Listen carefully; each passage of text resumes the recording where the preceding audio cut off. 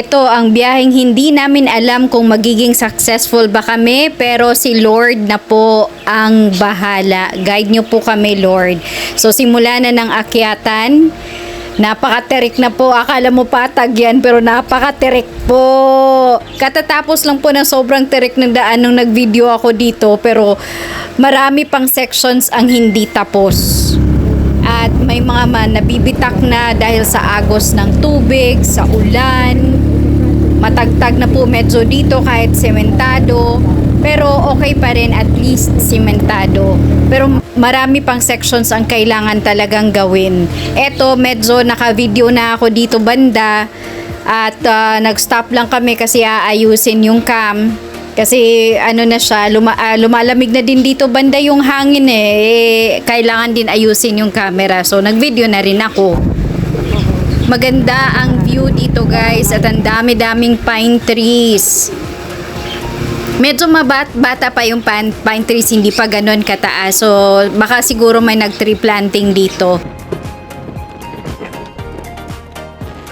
Ang daang kalikasan pala guys is 54 kilometers connecting Umangan, mga Tarem sa Pangasinan to Gisgis, Santa Cruz in Zambales. Expected to siya to be completed dati, no? Hypothetically, nung 2021 according to DPWH. Pero ngayon, 2024 na matapos na ang ilang taon, hindi pa rin siya tapos. So, yung 14.6 kilometers road sa mga Tarem side, tapos na siya. Pero yung dito sa Santa Cruz, Zambales, hindi pa po siya tapos at marami pang parts ang hindi tapos. So, kailan kaya ito matatapos? Abangan na lang po natin. Ayon sa nabasa ko guys, ang daang kalikasan was actually an old logging road na ginagamit siya by illegal loggers para i-transport yung mga naputol nilang kahoy papunta sa mga bayan. So since natapos na yung wala nang illegal logging, na-abandon na yung road, so ang ginawa is ginawa na lang siyang daang kalikasan, winaiden na lang, in-improve, pero doon dito sa Pangasinan part, okay na siya. Dito na lang sa Santa Cruz, Zambales ang hindi pa tapos. So eto na yung daan ng dito sa Santa Cruz, Zambales.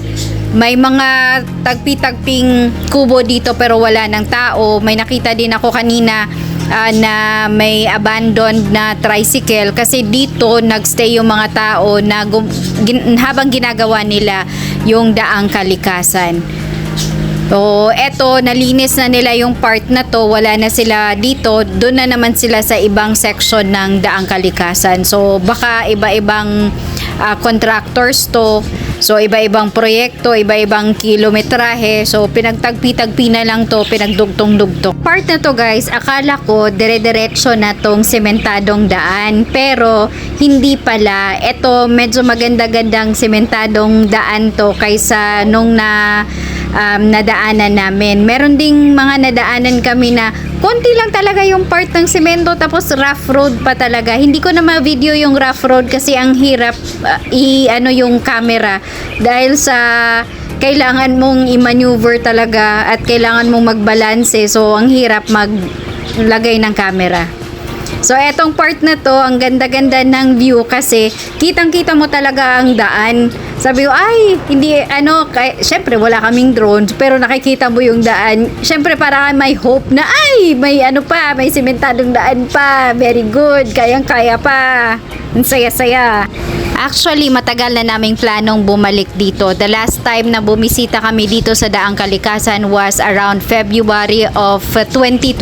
And then, the next day after sinarado na, mga February 17 siguro nila sinarado, if I can remember it right. Kasi ang dami nang nadisgrasya. Kasi sa sobrang dami ng taong gusto makakita ng scenic view ng Daang Kalikasan, medyo na-overwhelm lang yung daan. Matarik pa yung daan, na-overwhelm sa sobrang dami ng tao, sobrang daming motor, sobrang dami ng sasakyan. So, medyo nagiging delikado yung daan. Pwede namang i-enjoy pero dahan-dahan lang. So, gaya ng ginagawa namin dito, dahan-dahan lang kami. Ina-enjoy lang namin yung view, yung scenery, yung daan, dahan-dahan lang talaga.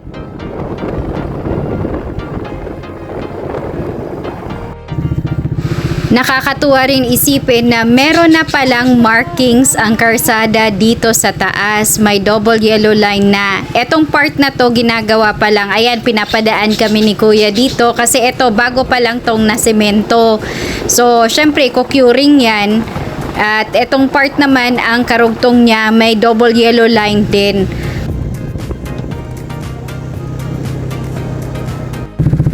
Zero visibility. Andito tayo sa zero visibility. Ayan, nawawala na yung bag. Nawawala na yung bag. Pwede na. Nawawala na yung bag. Nawawala na yung bag. Nandito kami sa kapilitan. At nawawala na yung bag. Hello! Andito na kami sa junction. Yan ang papuntang Mapita, Aguilar. Ito ang papuntang mga Tarem, Pangasinan. Woo! Junction na kami! Thank you, Lord! Woo! Let's go, Pabang! May liwanag na. May liwanag ang buhay!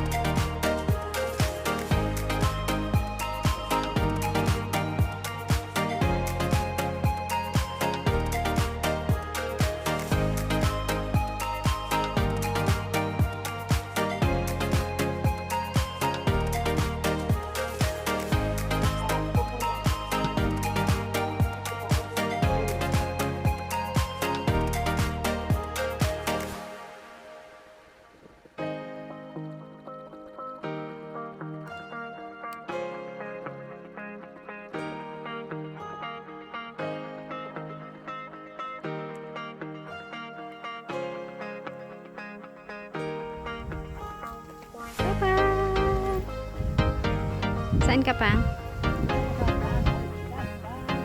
Bidzoy ko.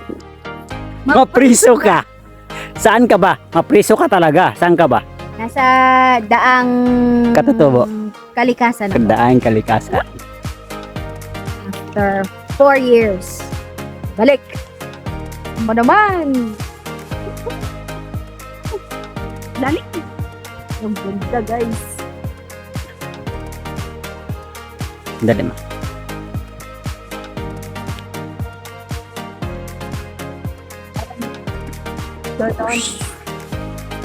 Wow!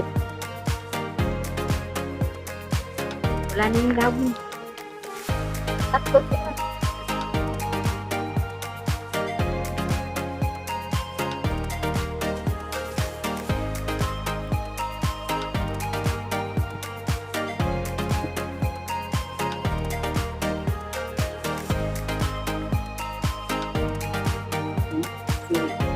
Ang mga salaga nakarating sa daang Kalikasan. Gano'ng haba yung rough road? 4 kilometers sa pagkano sa... Hindi. Wala pa. Dito lang yung 4 kilometers. Oo. Doon pa, di ba? Marami. Gano'ng kahirap ang rough road? Mahirap.